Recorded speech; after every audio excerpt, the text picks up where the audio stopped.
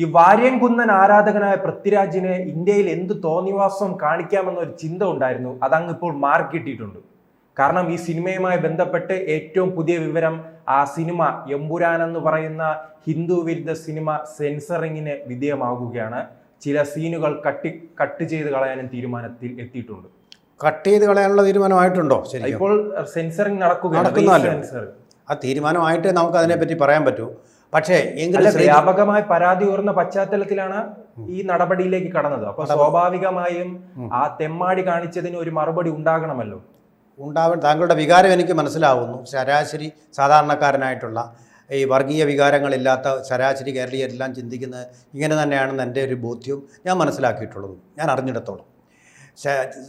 ശ്രീജിത്തെ, ഇതിലൊരു കാര്യം എനിക്ക് പറയാനുള്ളത്, സെൻസർ ബോർഡിൻ്റെ ഈ കത്രിക കടന്ന് എങ്ങനെ ഈ ആദ്യത്തെ 15 മിനിറ്റുകളിൽ സിനിമ അതോടുകൂടി പോയി, അതങ്ങനെ തന്നെ പോയി എന്നുള്ളത് വളരെ അത്ഭുതാവഹവുമാണ്, ജുഗുപ്സാവഹവുമാണ്.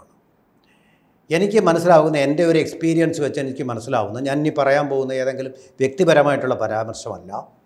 നമ്മൾ ഈ കൊളോണിയൽ ഹാങ് ഓവർ എന്ന് കേട്ടിട്ടില്ലേ എന്ന് പറയുന്ന പോലെ ഒരു തരം കോൺഗ്രസ് ഹാങ് ഓവർ കേന്ദ്ര ഗവൺമെൻറ് സ്ഥാപനങ്ങളിൽ ഇപ്പോഴും നിലനിൽക്കുന്നുണ്ട്. ഉദാഹരണത്തിന് സെൻട്രൽ ഇൻഫർമേഷൻ ആൻഡ് ബ്രോഡ്കാസ്റ്റിംഗ് മിനിസ്ട്രിയുടെ ഭാഗങ്ങളാണിതെല്ലാം. അതിൻ്റെ ഭാഗമായിട്ടുള്ള എല്ലാ സ്ഥാപനങ്ങളിലും, ദൂരദർശനാകട്ടെ, അതുപോലെ തന്നെ central board of film certification, അതായത് CBFC എന്ന് പറയുന്ന സ്ഥാപനങ്ങളുടെ തലപ്പത്തെല്ലാം അതിൻ്റെ ഹാങ് ഓവറുണ്ട്. അതുകൂടാതെ ഇടതുപക്ഷ ലിബറൽ രാഷ്ട്രീയത്തിൻ്റെ വക്താക്കളായി, അവരെ കുറ്റം പറഞ്ഞിട്ട് കാര്യമില്ല, ക്യാമ്പസുകളിൽ ഇടതുപക്ഷ SFI രാഷ്ട്രീയത്തിലൂടെ കടന്നു വന്നവർ അതിൻ്റെ ഒരു വിപ്ലവ വീര്യവുമായിട്ട് തന്നെ അവിടെ ഇരിപ്പുണ്ട്. അതിൻ്റെ ഫലമായിട്ടായിരിക്കും അതിങ്ങനെ പല അബദ്ധങ്ങളും മറ്റ് വാർത്താവിതരണ സ്ഥാപനങ്ങളിൽ നടക്കുന്നുണ്ട്. കേന്ദ്രവിരുദ്ധമായിട്ടുള്ള, ഒരുപക്ഷെ രാഷ്ട്രവിരുദ്ധതയോളം എത്തുന്ന, ദേശവിരുദ്ധമായിട്ടുള്ളതും ആയിട്ടുള്ള BJP വിരുദ്ധമായിട്ട് മൊത്തത്തിൽ പറയാവുന്ന കാര്യങ്ങൾ നടക്കുന്നുണ്ട്. അതിൻ്റെ ഒരു ഭാഗമായിട്ടായിരിക്കാം ജനങ്ങളെ ഞെട്ടിപ്പിക്കുന്ന തരത്തിലുള്ള ഇന്ത്യയുടെ ദേശീയതയെ തന്നെ ചോദ്യം ചെയ്യുന്ന, ഇന്ത്യയുടെ ദേശീയ അഭിമാനത്തെ തന്നെ, നാഷണൽ ഓണർ എന്ന് പറയുന്ന ഓരോ രാഷ്ട്രത്തിനും വളരെ പ്രധാനമാണ്, അതിനെ തന്നെ ചോരയിൽ മുക്കിക്കൊല്ലുന്ന തരത്തിലുള്ള 15 മിനിറ്റ് ദൃശ്യങ്ങൾ അനവസരത്തിൽ എടുത്ത് പ്രയോഗിച്ചുകൊണ്ടിരിക്കുന്നത്. ഇക്കാര്യം ഭരണഘടനാ വിരുദ്ധം കൂടിയാണ്. കാരണം എന്തെന്ന് വെച്ചാൽ, ഇന്ത്യയിലെ ഏത് കാര്യത്തിനും തീർപ്പുണ്ടാക്കുന്നത് അവസാനമായിട്ട് ഇന്ത്യയുടെ പരമോന്നത നീതിന്യായ പീഠമായിട്ടുള്ള സുപ്രീം കോടതിയാണ്. ആ സുപ്രീം കോടതി തീർപ്പ് കൽപ്പിച്ച ഒരു വിഷയത്തിനെ എടുത്തിട്ടുകൊണ്ട് അലക്കിക്കൊണ്ട് അത് വേറൊരു പുതിയ കുറ്റപത്രമായിട്ട് അതിൽ അവതരിപ്പിക്കുകയാണ്.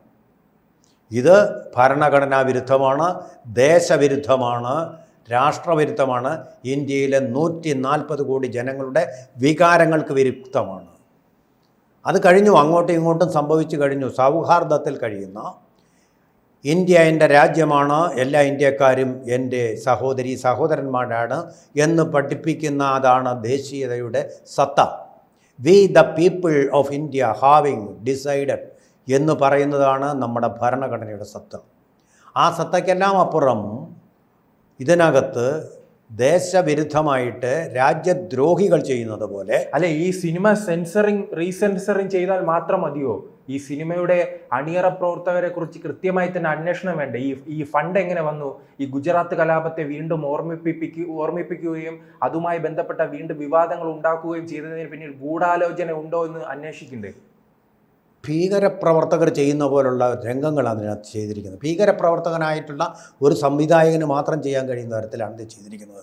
നോക്കൂ, താങ്കൾ പറഞ്ഞത് സംശയാസ്പദമായിട്ട് എനിക്കിപ്പോൾ തോന്നുന്നു. കാരണം ജോർജ് സൊറോസ് കോടിക്കണക്കിന് രൂപ ഞാൻ കൊടുക്കും BJP ഗവൺമെൻറ്റിനെ താർക്കാൻ എന്ന് പറഞ്ഞിട്ടുണ്ട്. അതിൻ്റെ ഫലമായിരുന്നു BBC-യുടെ ഗുജറാത്ത് കലാപത്തെക്കുറിച്ചുള്ള റീടേക്ക്. അതുപോലെ തന്നെയാണോ ഈ ചിത്രമെന്നുള്ളത്? ഇയാളിപ്പോൾ BJP തകർക്കുകയല്ലേ, ഇതിൽ പറയുന്നത് ഹിന്ദുക്കൾക്കെതിരായാണല്ലോ. അതെ, കേരളത്തിലെ BJP തന്നെ ആ സിനിമയെ അനുകൂലിക്കുന്ന ഒരു നിലപാടിലേക്ക് പോയിട്ടുണ്ട്. കേരളത്തിലെ BJP എന്ന് പറയുന്ന ഒരു പ്രായോഗിക രാഷ്ട്രീയത്തിൻ്റെ പന്താവിൽ ഇപ്പം നമ്മൾ എന്തിനേയും ഒന്നിനും ആഞ്ഞടിച്ചു കഴിഞ്ഞാൽ അത് പ്രതികരണം ഉണ്ടാക്കും. അതിൻ്റെ അല്ല, അപ്പോൾ ഈ സ്ഥലത്തെ വിഷയം BJP അല്ല, ഹിന്ദുക്കൾക്കെതിരായാണ്. ഈ കുറെ ഹിന്ദു പേരുകളായ വില്ലന്മാർ വരുന്നു, കുറെ ഹിന്ദുക്കൾ ഈ മറ്റു മതക്കാരെ പീഡിപ്പിക്കുന്നു, ബലാത്സംഗം ചെയ്യുന്നു. ഇത് എന്താണ്? ഗർഭിണികളെ ബലാത്സംഗം ചെയ്യുന്ന രംഗം ഉണ്ടായിരുന്നു, നീക്കിയിട്ടുണ്ട്. ഇവിടെ നോക്കൂ, ഇപ്പോൾ BJP രാജീവ് ചന്ദ്രശേഖർ ഇപ്പോൾ എതിർത്തുനിന്നിരിക്കട്ടെ, എന്തായിരിക്കും അതിൻ്റെ ഒരു പ്രതികരണം? CPM എതിർക്കും, കോൺഗ്രസ് എതിർക്കും, രാജീവ് ചന്ദ്രശേഖരോട് ഒറ്റപ്പെടും. മറിച്ച് അദ്ദേഹം വളരെ സ്ഥിതപ്രജ്ഞനായിട്ട് നിന്നുകൊണ്ട് വളരെ പക്വമായ ഒരു തീരുമാനം എടുത്തു കഴിയുമ്പോൾ നോക്കൂ, അതുകൊണ്ട് തീർന്നോ പ്രശ്നം? ജനങ്ങളിളകി, സാധാരണക്കാരനിളകി. ഗുജറാത്തിൽ ഗോദ്രയിൽ ഇതുപോലുള്ള ക്രൂരകൃത്യം നടന്നപ്പോൾ, ഭീകരകൃത്യം നടന്നപ്പോൾ അവിടുത്തെ ജനങ്ങൾ ഇളകിയതുപോലെ ജനങ്ങളുടെ ഒരു ഇളക്കമാണ്. അത് BJPയുടെ തലയിൽ കെട്ടിവെക്കാതെ ജനങ്ങൾ ഏറ്റെടുത്ത് കഴിഞ്ഞു. ഇത് ഇന്ത്യയിലെ ജനങ്ങൾ ഏറ്റെടുത്ത് കഴിഞ്ഞു. ഇത് കേരളത്തിലെ ജനങ്ങൾ ഏറ്റെടുക്കും. ഒരു രാഷ്ട്രീയവും ഒരു മതവും നോക്കിയിട്ടല്ല. ഇന്ത്യയെ അപമാനിക്കുന്ന ഈ ചിത്രം നാടിന് നാണക്കേടാണ്. വിവരദോഷികളാണ് ഇത് ചെയ്തതെന്ന് നമുക്ക് മനസ്സിലാക്കാം. ഇത്രയധികം സിനിമയിൽ ഇത്ര കാലത്തെ എക്സ്പീരിയൻസ് ഉള്ള, പരിചയമുള്ള ആൾക്കാർ ചെയ്ത സൃഷ്ടിയാണ്. അപ്പോൾ ഇത് മനഃപൂർവ്വം ഇന്ത്യയെ അപമാനിക്കാൻ ചെയ്തതാണോ എന്ന് സംശയം തോന്നിത്തുടങ്ങി ജനങ്ങൾക്ക്. ഇവിടെ ചെയ്യേണ്ടത് എന്താണെന്ന് വെച്ചാൽ അന്വേഷണം നടത്തണം. അതോടൊപ്പം വലിയ പ്രതീക്ഷയോടുകൂടി മോഹൻലാൽ ചിത്രം, പൃഥ്വിരാജ് ചിത്രം, ഇവർ കൊടുത്ത പരസ്യം എന്ന് പറയുന്നത് ഇപ്പോൾ ഒരു പുതിയ നിയമമുണ്ട്. പരസ്യങ്ങളിൽ നിങ്ങൾ കൊടുക്കുന്നത് ഓണസ്റ്റ് അല്ലെങ്കിൽ സത്യസന്ധമല്ലെങ്കിൽ ആ പരസ്യം കൊടുത്ത സ്ഥാപനങ്ങൾക്കെതിരെ നടപടി ഉണ്ടാവണം. പരസ്യദാതാക്കൾക്കെതിരെ നടപടി ഉണ്ടാവണം. ആ നടപടി ഉണ്ടാകുന്നതോടൊപ്പം തന്നെ ഇതിന് കിട്ടിയ കളക്ഷൻ മുഴുവൻ കണ്ടുകെട്ടിയിട്ട് ഈ സിനിമയ്ക്ക് വേണ്ടി ഇടിച്ചു കയറിയ പാവപ്പെട്ട ജനങ്ങൾ ഉറക്കമിളച്ചുകൊണ്ട് ഇതിനു വേണ്ടി ക്യൂ നിന്ന് കഷ്ടപ്പെട്ട് ടിക്കറ്റ് എടുത്ത ആൾക്കാർക്ക് തിരിച്ചു കൊടുക്കണം. കരുവന്നൂർ കുഴൽപ്പണക്കേസിലെ പണം എങ്ങനെ തിരിച്ചു കൊടുത്തു? അവർ വലിയ പ്രതീക്ഷയോടുകൂടിയാണ് വളരെ പണം മുടക്കി ഈ സിനിമ കണ്ടത്. യാത്ര ചെയ്തും ഉറക്കമിളച്ചും ഒരുപക്ഷെ ഹോട്ടലുകളിൽ താമസിച്ചുമൊക്കെ ഉണ്ടാക്കിയ പണം, ആ പണം മുഴുവൻ തിരിച്ചു കൊടുക്കണം. അതാണ് വേണ്ടത്. ഇവരെ ശിക്ഷിക്കണം. ഇങ്ങനൊരു സിനിമ എടുത്തുകൊണ്ട് ഇന്ത്യയെ അപമാനിച്ചതിനെ, ദുരുദ്ദേശത്തോടു കൂടി അപമാനിച്ചത്, രാഷ്ട്രീയമാണെങ്കിൽ കുഴപ്പമില്ല, എത്രയോ BJPക്കെതിരെ രാഷ്ട്രീയം പറയുന്നതിന് കുഴപ്പമില്ല. പക്ഷെ ഒരു ദേശത്തെയാണ്, ഒരു 140 കോടി ജനങ്ങളെയാണ് ഇവർ അധിക്ഷേപിച്ചിരിക്കുന്നത്. അല്ല, ഈ പൃഥ്വിരാജ് ഇനി രംഗത്ത് വരും. ഇവിടെ എന്താ അഭിപ്രായ സ്വാതന്ത്ര്യമില്ലേ? സ്വന്തം ഇഷ്ടപ്രകാരം ഒരു സിനിമ എടുക്കാൻ സ്വാതന്ത്ര്യമില്ല എന്ന ചോദ്യവുമായി അദ്ദേഹം രംഗത്ത് വരുമല്ലോ. അതെ, അദ്ദേഹം അതും വരും, അതിനപ്പുറവും വരും. അദ്ദേഹത്തിൻ്റെ വിഭാഗീയ വർഗീയത അത് ഇന്ത്യക്ക് ആവശ്യമില്ല. അദ്ദേഹം നായകനായിട്ട് സിനിമയിൽ വരുമ്പോൾ അതൊക്കെ അവതരിപ്പിക്കാൻ വേണ്ടി അതിനാണ് ഇവിടെ സെൻസർ ബോർഡും ഒക്കെ വെച്ചിരിക്കുന്നത്. ആ സെൻസർ ബോർഡിൻ്റെ മറവിൽ അദ്ദേഹം ആ പണം കൊടുത്തോ കൈക്കൂലിയോ കൊടുത്തോ ഒരു പക്ഷേ ആ രംഗങ്ങൾ ഇതിനകത്ത് വരാനിടയാക്കി. കാരണം സാധാരണ ഒരു സെൻസറും സർട്ടിഫിക്കറ്റ് ചെയ്യാത്ത ആ സെൻസർ ബോർഡിനെതിരെയും മറ്റ് എന്തുകൊണ്ട് ഇത്തരം ഈ രാഷ്ട്രവിരുദ്ധ രംഗങ്ങൾ വന്നു എന്നതിനെ കുറിച്ചെല്ലാം വലിയ രീതിയിൽ പരാതി ഉയർന്ന പശ്ചാത്തലത്തിലാണ് വീണ്ടും റീസെൻസറിംഗിലേക്ക് കടന്നിരിക്കുന്നത്. വരട്ടെ, ഈ സെൻസർ സർട്ടിഫിക്കറ്റ് കിട്ടിയതിന് പിന്നിൽ കോടിക്കണക്കിന് രൂപ അവർ മുടക്കാൻ കഴിവുള്ളവരാണല്ലോ. അഴിമതി ഉണ്ടോ എന്ന് അന്വേഷിക്കണം. വരട്ടെ, അതിൻ്റെ സത്യം പുറത്ത് വരട്ടെ. അതുപോലെ ഇദ്ദേഹത്തിന് ജോർജ് സൊറോസ് പണം കൊടുത്തിട്ടുണ്ടോ? അതിനു വേണ്ടിയാണോ ഇന്ത്യ ഇങ്ങനെ കരുതേച്ച് കാണിച്ചത്? അതിനെക്കുറിച്ച് അന്വേഷണം. സോറോസിന്റെ ഫണ്ട് എവിടെ? കേരളത്തിൽ തന്നെ PF ഉണ്ടല്ലോ, പോപ്പുലർ ഫണ്ട് ഉൾപ്പെടെ, മട്ടാഞ്ചേരി മാഫിയ ഉൾപ്പെടെ കോടിക്കണക്കിന് രൂപ നൽകാനുള്ള ശക്തി ഇവിടെ കേരളത്തിൽ അവർക്കുണ്ടല്ലോ. അതെ, അവിടെ നിന്നാണോ ഇതിൻ്റെ ഫണ്ടിങ്? ഈ കാര്യങ്ങൾ അന്വേഷിക്കണം. ഒരുപാട് കള്ളപ്പണം ഉപയോഗിക്കപ്പെടുന്ന മേഖലയാണ് സിനിമ. ഇതിനെക്കുറിച്ചുള്ള ശരിയായിട്ടുള്ള അന്വേഷണം വരട്ടെ.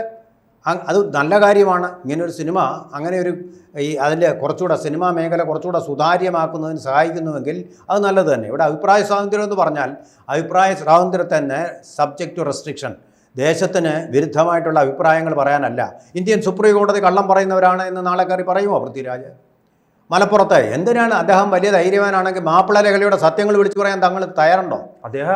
വാര്യം കുന്നനായിട്ട് അഭിനയിക്കും. വാര്യം കുന്നം ചെയ്ത ക്രൂരകൃത്യങ്ങൾ ഒന്നൊന്നായിട്ട് പറയാൻ തയ്യാറുണ്ടോ താങ്കൾ?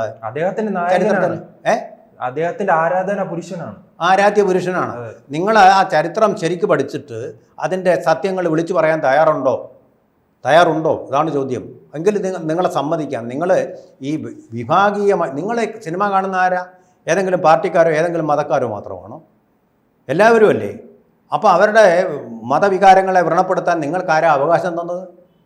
മതവികാരങ്ങൾ അഭിപ്രായ സ്വാതന്ത്ര്യം ഇല്ലയെന്ന് ചോദിച്ചാൽ നോബർ ശർമ്മയ്ക്കില്ലായിരുന്നു അഭിപ്രായം. എന്താ ഇപ്പോൾ അവർ മിണ്ടാത്തത്? ഖുറാനിലെ ഏതോ ഒരു വാക്യം വായിച്ചതിനാണല്ലോ അവരെ BJP തന്നെ പുറത്താക്കിയത്. എന്താ നിങ്ങൾ അന്ന് ചോദിക്കാൻ? ഡൽഹിയിലേക്ക് പോകുന്നത് നമ്മളെ നാട്ടിൽ തന്നെ ജോസഫ് മാഷില്ലേ, ആ ജോസഫ് മാഷിന്റെ കൈവെട്ടിയ സംഭവം കേരളത്തിലാണ്. ജോസഫ് മാഷിന് അഭിപ്രായ സ്വാതന്ത്ര്യം ഇല്ലായിരുന്നോ? ചേകന്നൂർ മൗലവിക്ക് അഭിപ്രായ സ്വാതന്ത്ര്യം ഇല്ലായിരുന്നോ?